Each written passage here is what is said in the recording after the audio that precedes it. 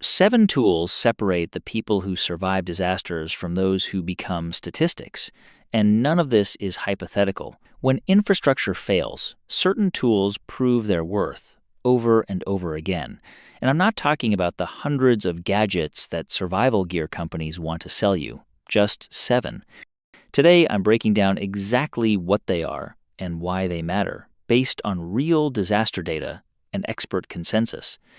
Before we get into specific tools, you need to understand the framework that survival experts use to prioritize gear, and it's called the Rule of Threes. You can survive approximately 3 minutes without air, 3 hours without shelter in harsh conditions, 3 days without water, and 3 weeks without food. These aren't precise medical thresholds since actual survival times vary dramatically based on conditions, but they establish a clear priority hierarchy for your tool selection. Shelter and warmth come first, then water, then food. The CDC documented over 1,000 deaths from cold exposure in a single recent year. And here's what surprises most people. Nearly 2/3 of weather-related deaths in the United States come from cold rather than heat. Hypothermia can set in within minutes in freezing temperatures, and wet conditions at just 60 degrees Fahrenheit can trigger dangerous core temperature drops.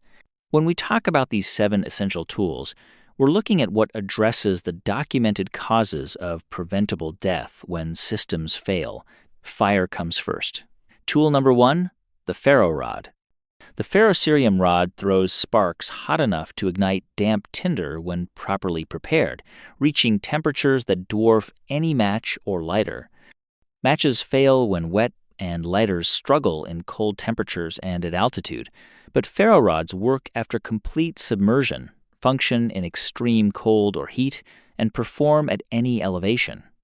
The Swedish Department of Defense originally developed this technology, and a single rod delivers thousands of strikes depending on size, which dwarfs a lighter's finite fuel supply or a box of matches.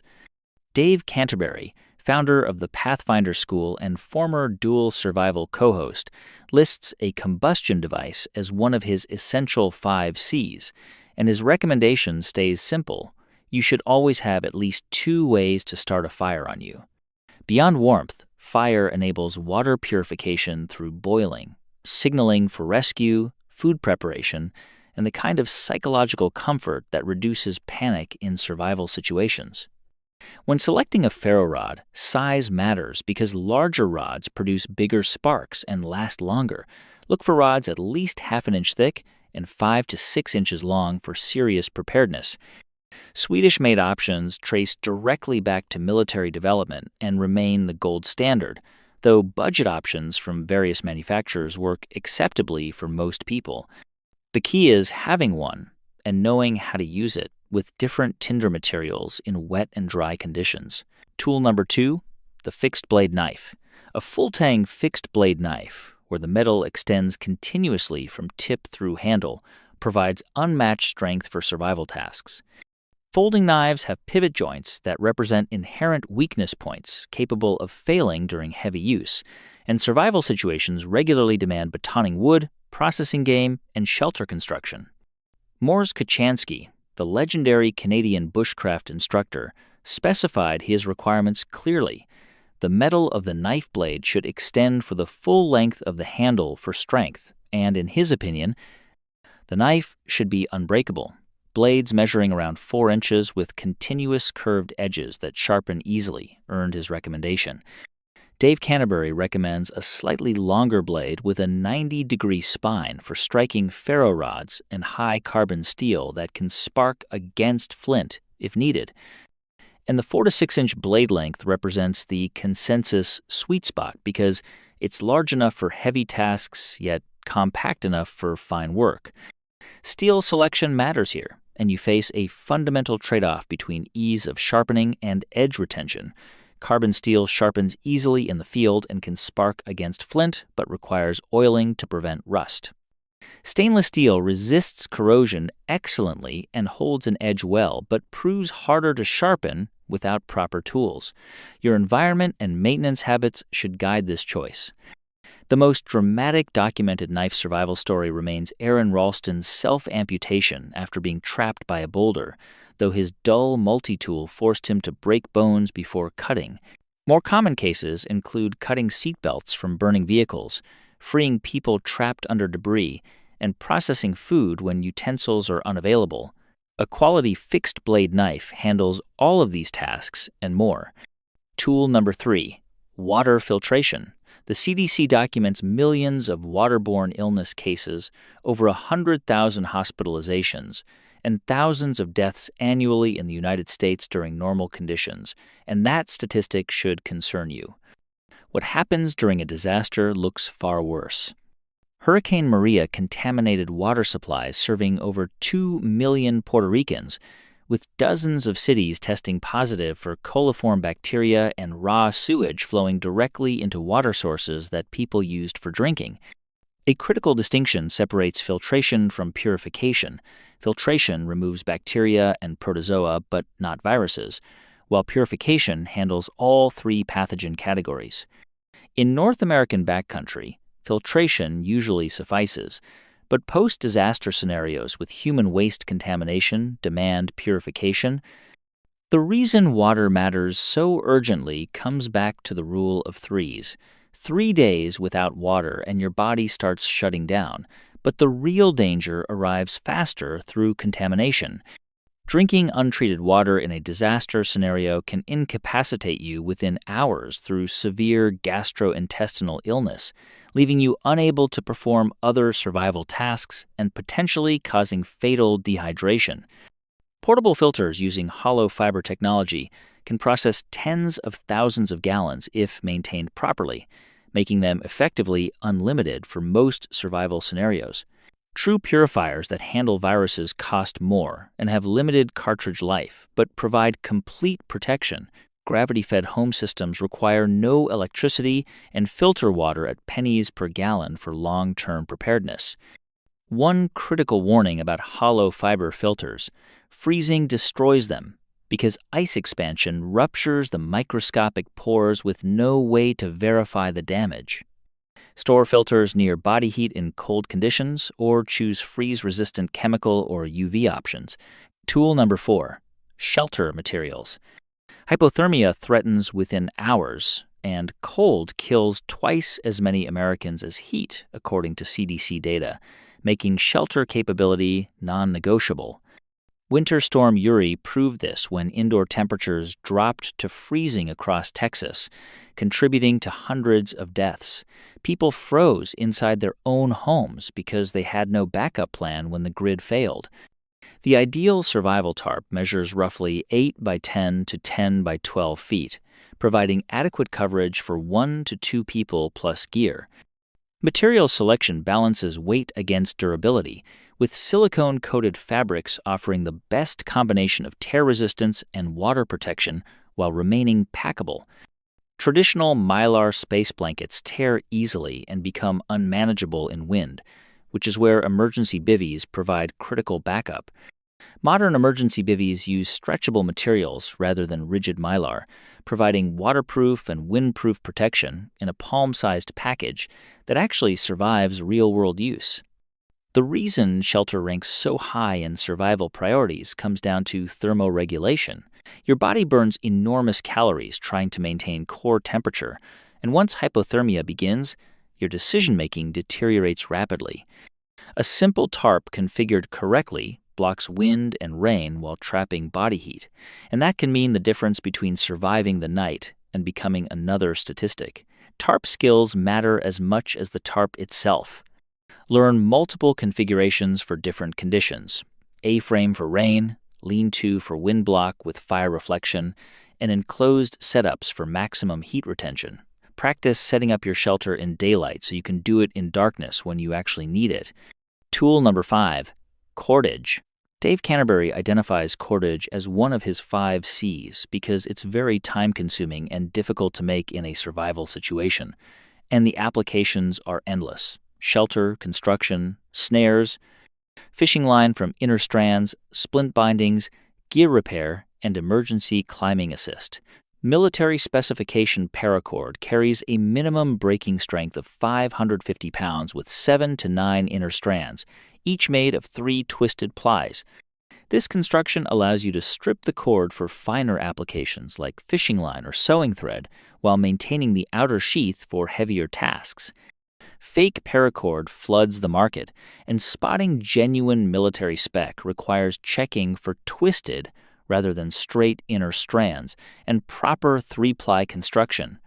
Budget cord often contains fewer strands with inferior construction and fails under stress when you need it most. Canterbury actually favors tarred bank line over paracord for most applications, explaining that this line makes a very superior snare when compared to parachute cord, and due to its tarred quality, it binds well to itself. Bankline offers substantial strength at half the diameter of paracord without stretching, making it ideal for traps, lashings, and bindings. The versatility of quality cordage cannot be overstated. Building any shelter requires lashing poles together, hanging a tarp requires ridge lines and guy lines, and improvised tools require bindings.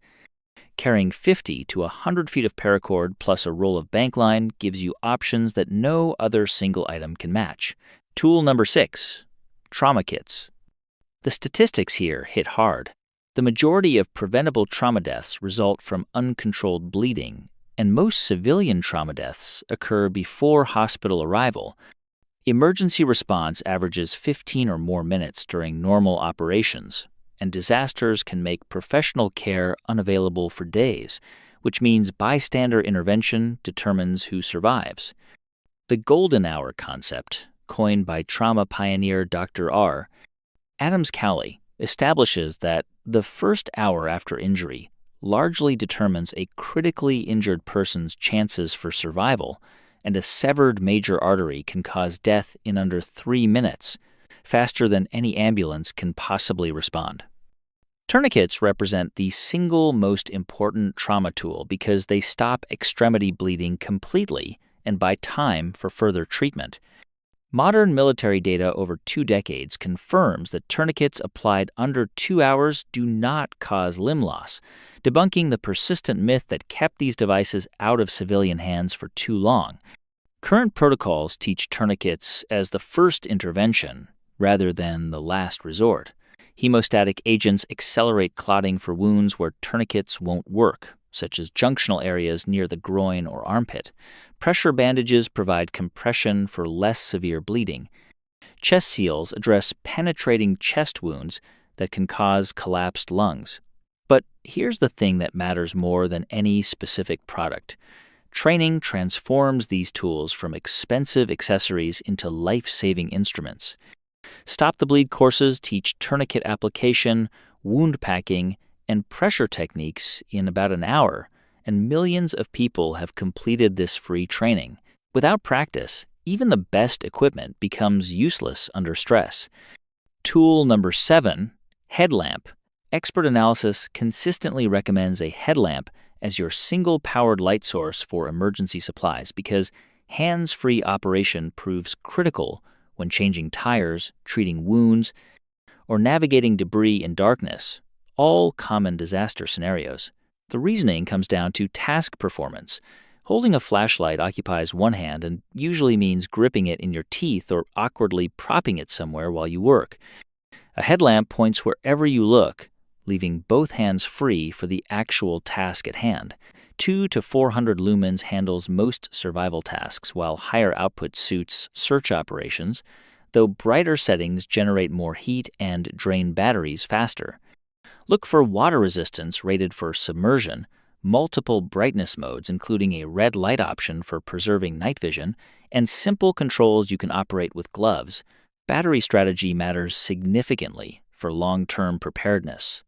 Lithium primary batteries maintain most of their charge after 15 years of storage compared to alkaline batteries, which degrade faster. Rechargeable options work well if you have charging capability, but primary lithium batteries provide the most reliable long-term storage for true emergency kits. The headlamp rounds out your essential 7 because it extends your operational capability into darkness which arrives every 12 hours, regardless of the disaster. Night falls whether you're ready or not, and the ability to continue working, navigating, or treating injuries after sunset dramatically improves your survival odds. These tools make sense when you examine what actually happened when systems failed. Hurricane Katrina killed over 1,800 people, flooded most of New Orleans, and left millions without power for weeks. Water and water purification topped survivor needs, while medical supplies proved critical as chronic condition deaths mounted. Communication failures hampered coordination, and the 100,000-plus people lacking evacuation transport demonstrated why personal preparedness matters more than government response. Hurricane Maria left the average Puerto Rican without power for 6 months, the longest blackout in U.S. history, with some areas enduring nearly a year without electricity. Contaminated water systems served over 2 million people, and within a day, almost all cell sites failed, leaving government unable to contact most municipalities for nearly a week, while only one radio station remained operational throughout the storm. Winter Storm Uri knocked out power for millions and water for nearly half the affected population, pushing the Texas grid minutes from complete collapse. Hundreds of carbon monoxide poisoning cases occurred as people used generators and vehicles for heat without proper ventilation, and alternative heating and water storage would have prevented many deaths. The pattern across these disasters stays consistent.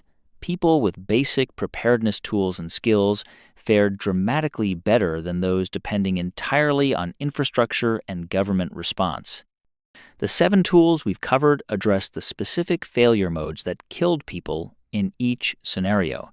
Dave Canterbury summarizes the philosophy shared by serious preppers.